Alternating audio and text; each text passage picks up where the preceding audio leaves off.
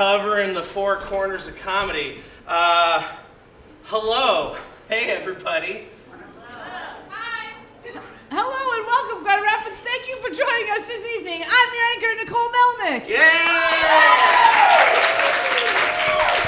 And I'm your other anchor, Sean Francis. And because maybe your January was dry, or just sort of damp, or just dripping wet, we made it through the longest and arguably worst month of the year. So we've wrung out the local, national, and world stories that you may have missed. You're welcome, Grand Rapids. This is NewsFlash.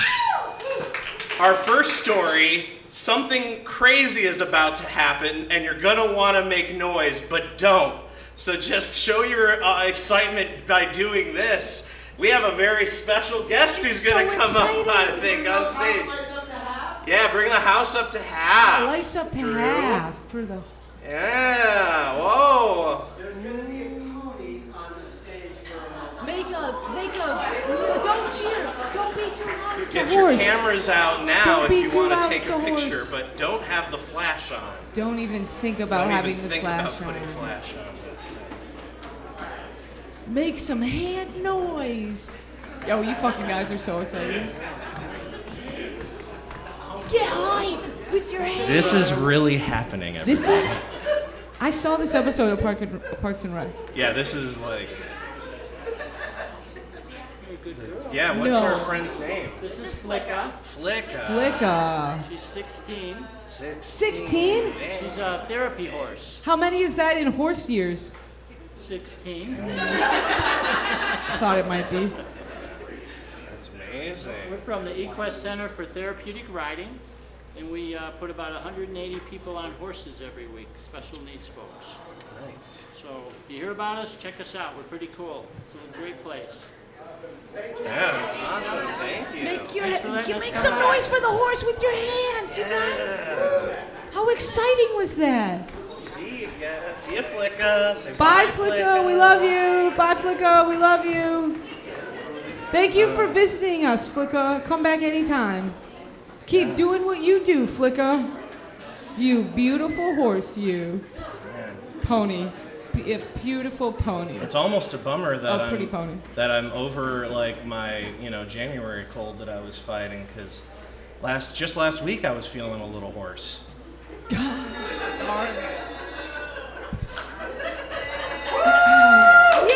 now the horse is gone. Make some The horse noise. is not out yet. The horse isn't out yet. Oh my God, the horse is not gone yet. That was a test. You guys all failed.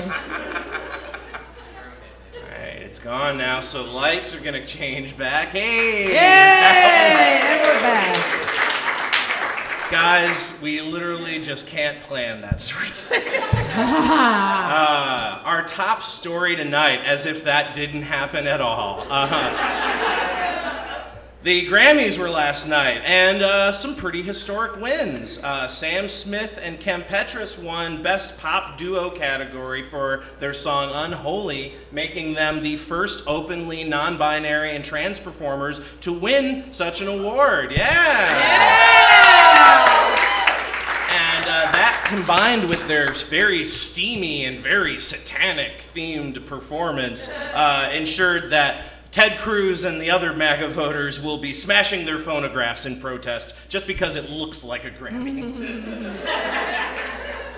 Another historic win, Beyonce beat her own tied record with some old classical conductor that no one cares about for most Grammy wins of all time. Yeah. So, turns out Kanye was right all along. About something, anyway.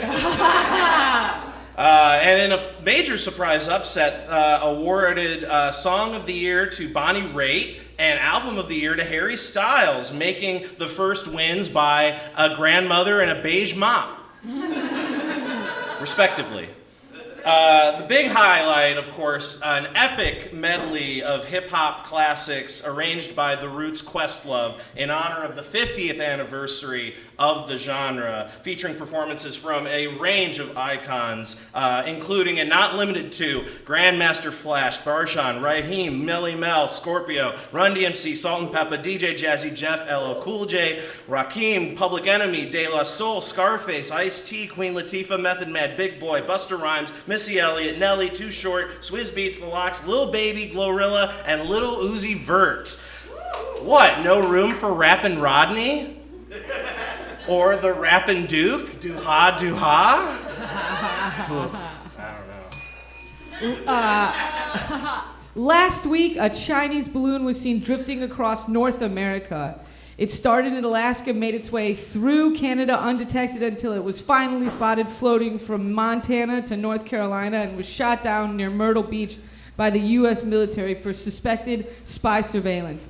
Now, China claims that the balloon was the weather-related research that just happened to drift off course. Apparently, they specifically wanted to know, why do people live in Montana? Good question. We all know, though, that this is a cover story because they were too embarrassed to admit that they were part of a very low-budget remake of Around the World in 80 Days. You can't fool us, China! Yeah. Are we just making that joke because of Jackie Chan? No, we're not racist. You are. Yeah. Meanwhile, how embarrassing for Sarah Palin to miss an opportunity to shoot down a Chinese balloon. Big, yeah. Big oof. Yeah. Speaking of embarrassing Canadian moments, the Canadian groundhog Fred LaMarmotte was found dead right before the Groundhog Day ceremony. Seems like one unmarried Mountie heard what the forecast was gonna be and decided to take matters into his own gloved hands. I mean, this is what happens when you live in a place that's winter for most of the year. You get depressed and you get desperate. The joke's on him, though, because when that groundhog wakes up dead, that just means eternal winter. McDonald's is unwrapping new strawless lids across their stores as a part of their promise to eliminate plastic waste. But can you believe it? Some people online are really angry about it, and they are blowing their lids. One Twitter user quoted, "That's disgusting. That means the employees will be touching the lids as they already do with filthy hands." Oh, it's Flithy. Yeah. Filthy. That's their typo, not ours. Oh, my bad. And you said it right. Oh, my bad. Yeah, they're dumb. I'm so smart. Just wait until they find out how the hamburgers get made by the employees. Really, we should all be grateful that this new lid innovation, because otherwise we'd have to endure a mouthful of wet, soppy cardboard with plastic straws with our Mountain Dew Sprite. Yeah. Suicide, man. A boulder smashed through a Hawaiian residence, narrowly missing the homeowner.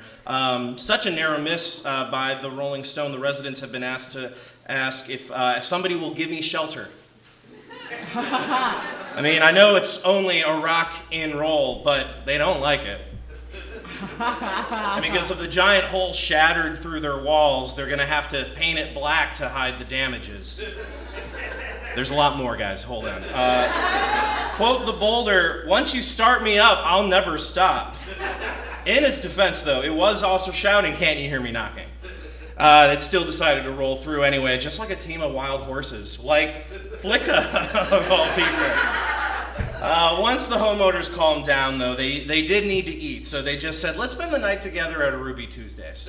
An incident, surprisingly, has happened about 18 times before, so this is officially the 19th nervous breakdown.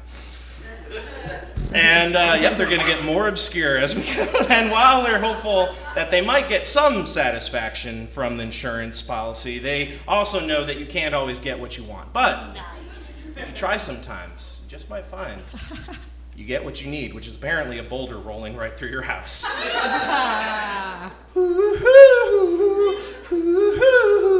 The boulder missed you.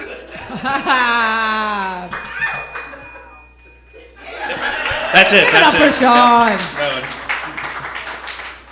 A Northview school teacher won the Excellency in Education Award from the Michigan Lottery, a prize of $15,000 and a $500 grant to be used at her school, which after taxes is enough to cover classroom supplies for the year. And by supplies, we mean coffee and cigarettes. her celebratory Little Caesar pizza party still has to be out of pocket, though, but real talk. Sorry. I thought most of the money from the lottery was supposed to go toward education in the first place. All right. But we can only afford to give this lady $2,000. Somebody at the lottery office is about to get a strongly worded letter with terrible grammar and penmanship because our education system is a mess. Yeah, that's their fault, not ours. A woman called the Midland County Sheriff's Office to report a chupacabra sighting that they then had to relay to deputies in the field because that's their job. But turns out there was no chupacabra and someone just was lost on their way to FurryCon. Actually, it turned out it was really just a marketing stunt for the new Taco Bell Chalupacabra. Daisy Jones from Muskegon Heights is celebrating her 100th birthday. Happy birthday, Daisy. Yeah! We love Daisy. Yeah. Sadly, the Today Show has a monopoly on Smuckers, so we put you on a Pigeon Hill can. Oh, nice. Hey, you know. She's bowling 100 with Bunswick, which is not actually a great score. No. These are Muskegon references in case you didn't know. Daisy has lived in Muskegon for more than 80 years, which is roughly 80 years longer than most people want to be in Muskegon. In further Muskegon news, a new marina that is currently being built as part of the Adelaide Point development will be able to accommodate, quote, super yachts up to 150 feet long.